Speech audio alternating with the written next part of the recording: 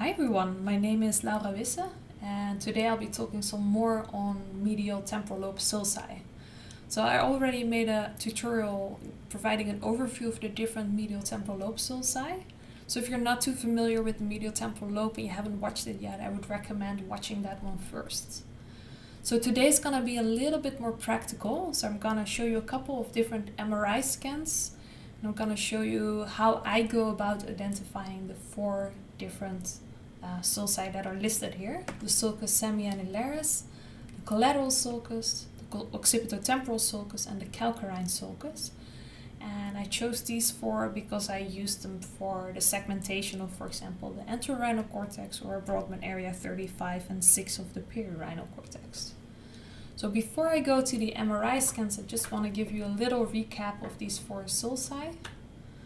So the first one is the sulcus semiannularis, and that's the one that's located pretty far anteriorly between the entorhinal cortex and the amygdala, and it's this very shallow one. The next one is the collateral sulcus, and if you go from the hippocampus in a medial to lateral location, the direction is generally the first sulcus that you encounter. And it can be either continuous, meaning that you can continue to see the same sulcus all the way through the length of the hippocampus, or it is discontinuous, meaning that this sulcus here is present but then disappears and it appears in a different location, so it's discontinuous. And then the fourth sulcus is the occipitotemporal sulcus, which you can see here. So this is the hippocampus in a different hemisphere, so going from medial to lateral. It's generally the second sulcus that you see.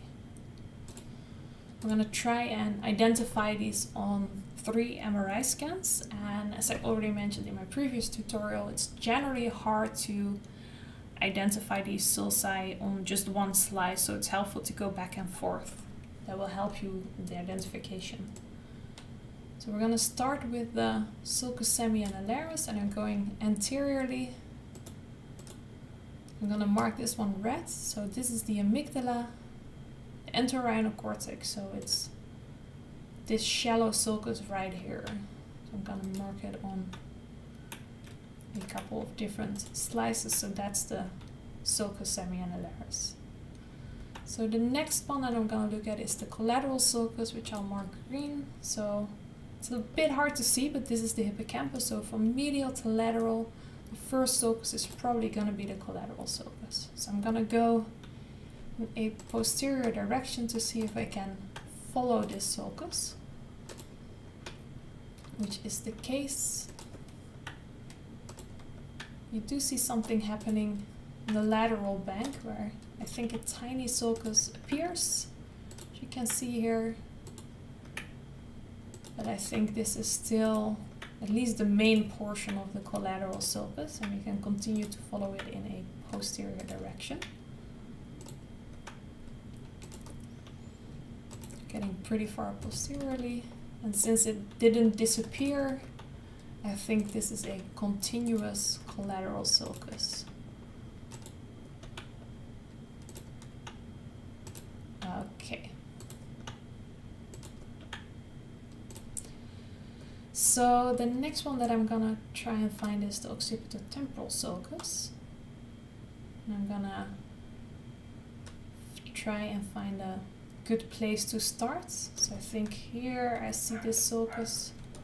I think this is probably a good place to start. So now I'm gonna try and go in an anterior direction first. The sulcus is pretty shallow, but I think this is the OTS.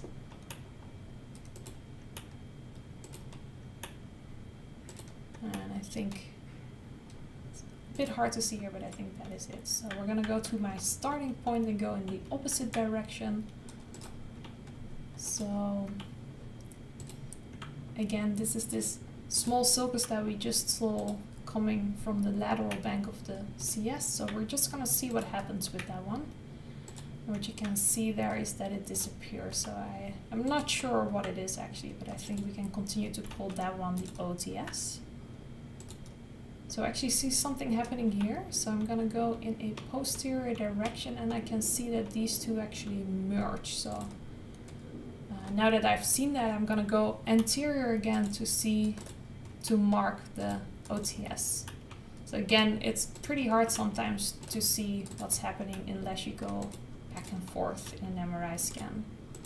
So these are both portions of the OTS. So it's probably still it. Okay, so I'm going to the endpoint again. So this was my last slice. I'm gonna go in a posterior direction. I'm gonna mark the OTS, which I think is this one. Okay, so the final sulcus that I'm interested in is the calcarine sulcus. I will mark that one yellow. And it's pretty far posteriorly, so the hippocampus. This is the collateral sulcus, and it's actually this one. So it's generally pretty narrow, and it points in either an inferior or inferior lateral direction. So I'm now gonna try to follow it to the most anterior points. I think I still see a little dent here, and then here I don't think it's present anymore. So that was our first example of identifying these sulci on an MRI scan. I'm gonna now show you a second example. I'm gonna go anteriorly again. And again, this is the amygdala, entorhinal cortex. And I think here I see a very shallow sulcus, so I think that is the sulcus semiannularis, the first one that we want to see. Maybe I'm too far posterior already, so I think that is it. So the next one that I'm interested in is the collateral sulcus. So this is the hippocampus. The first one that you see is right here. So I'm just going to try and follow that one. It's not super clear, but I still see this CSF here. So I think it's probably still there, although it's very, very shallow. Maybe it's still there, I'm not 100% sure. I think it has disappeared. So I don't really see anything. I see something happening there, but I'm gonna go to a more posterior location where, again, the anatomy makes sense to me. So this is the hippocampus, this is the first sulcus, the second sulcus. I think this is probably gonna be the posterior part of the CS. So I'm gonna now go back in an anterior direction, and I see kind of a bifurcation of this one. And then I see that this one actually travels up the medial bank of the next sulcus, which is probably the OTS. So this would be a discontinuous sulcus. So, okay, so we were here, so we're going further in a posterior direction. We can continue to follow this one.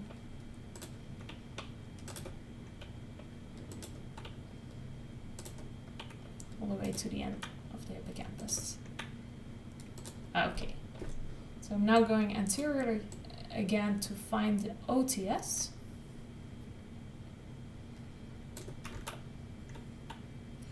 So I think it is probably the next one over.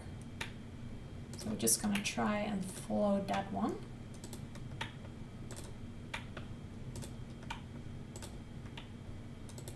So again, I think the posterior part of the CS is coming from the medial bank of the OTS. And we can still pretty easily follow this one sulcus. So far, so good.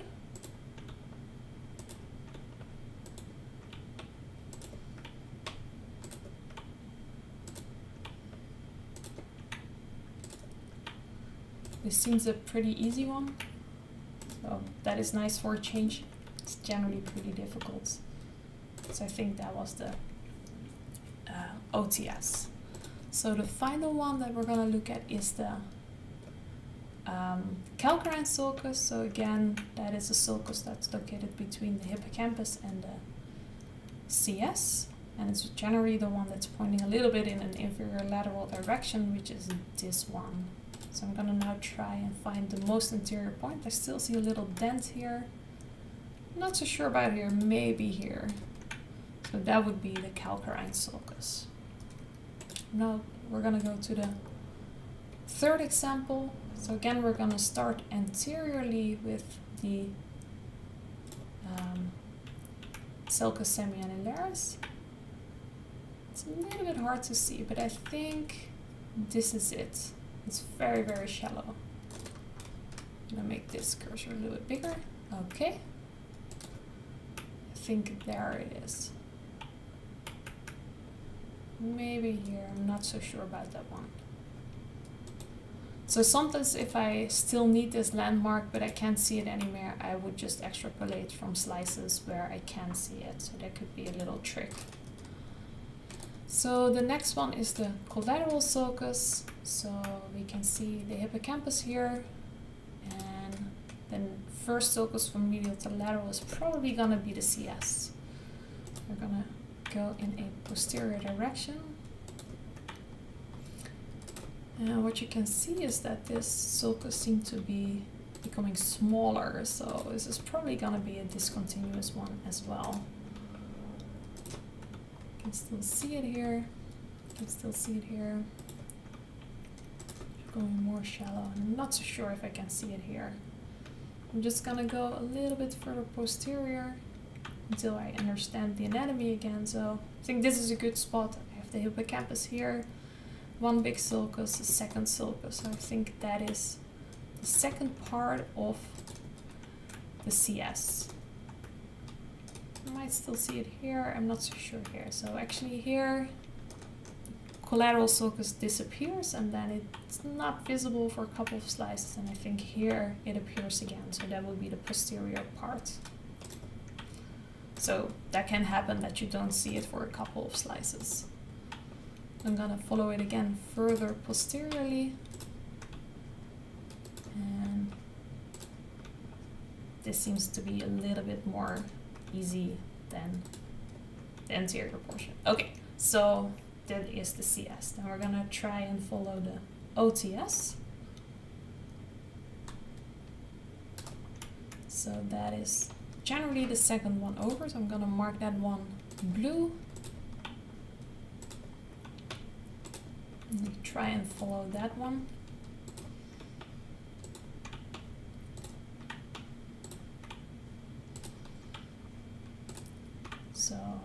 So far it's pretty simple.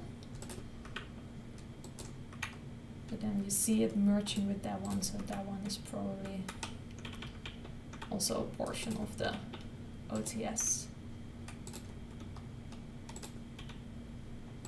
But I'm not 100% sure. It just disappears. So it could be maybe a bifurcation, but it's not too clear in this example. So this is actually a pretty deep OTS.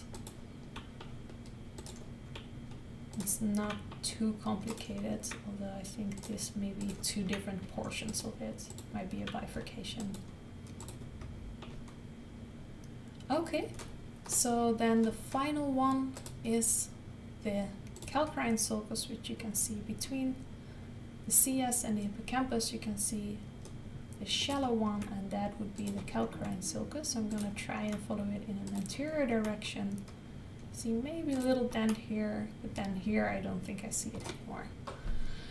So those were 3 examples of how I go about identifying the different sulci that I'm interested in. So I hope it was helpful, and thank you for listening.